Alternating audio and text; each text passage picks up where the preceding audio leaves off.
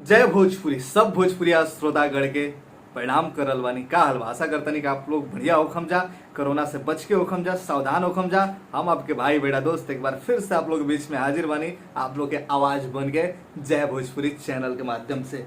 तो आप लोग के आज एक सवाल पूछम, उस सवाल के सबसे ज्यादा हमारा जवाब चाहिए कमेंट सेक्शन में, फिर ओकर एगो हम वीडियो लेके आए और आप लोग के बताया चाहतनी कि अगर आप लोग भी लागत है कुछ भोजपुरी में गलत हो रहा बा, जौन भोजपुरी के मतलब भोजपुरी पे दाग लगा रहा बा, भोजपुरी के नाश कर रहा बा, भोजपुरी एकता के भंग कर रहा बा, भोजपुरी में अशांति के माहौल बना रहा बा, तो ऐसा केहू कर रहा बा कोनो चीज से, कोनो आदमी द्वारा, कोनो गाना वीडियो द्वारा, फिल्म द्वारा, आप ओकरा खिलाफ वीडियो बनाई, जरूर बनाई। आपकी आवाज बनम हम, आप वो वीडियो बना के हमारे पास वीडियो भेजी। व्हाट्सअप नंबर नीचे आप लोग के मैसेज में मिल जाए। बाकी हमारे मेल आईडी भी आप लोग आपको बता दी, जीजी तिवारी जी, हमारे पूरा सही से नाम लिखम JI तिवारी TIWARI अजीत, जीजी तिवारी जी पूरा लेके @gmail.com हमारा ईमेल आईडी है। वो पर फटाक दे मेल कर दी, आपके वीडियो हमारा भी आ जाए। एक बाद हम चैनल पर प्रमोट करम, आपके प्रमोट का मतलब चैनल पर डालम, और जो भी डिजाइन हो जाए जिसे बनेला हम अपना टीम से बनवा लें।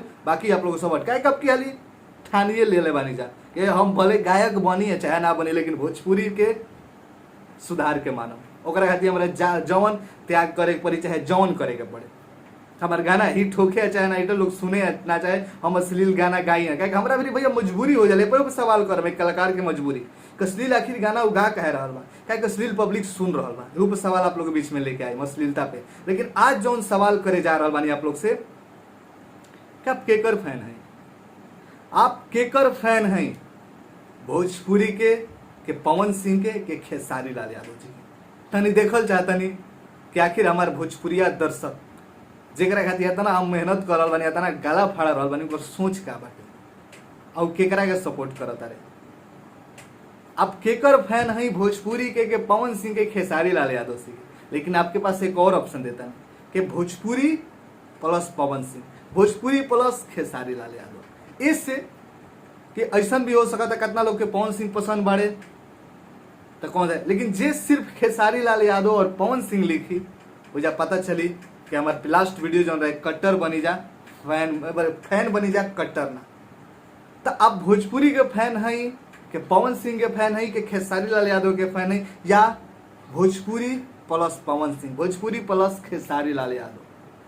काहे कि भैया देखिए, भोजपुरी से पवन खेसारी बाड़े, पवन खेसारी से भोजपुरी नहीं थे।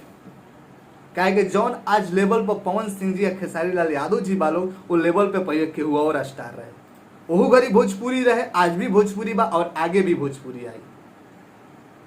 तो यह सवाल बा कि आप लोग भोजपुरी के फैन बनल चाहते हैं जाके पवन खेसारी के फैन बनल चाहते हैं जा, पवन खेसारी का फैन बनल चाहता नहीं तो आप कभी भोजपुरी के सपोर्ट ना करो।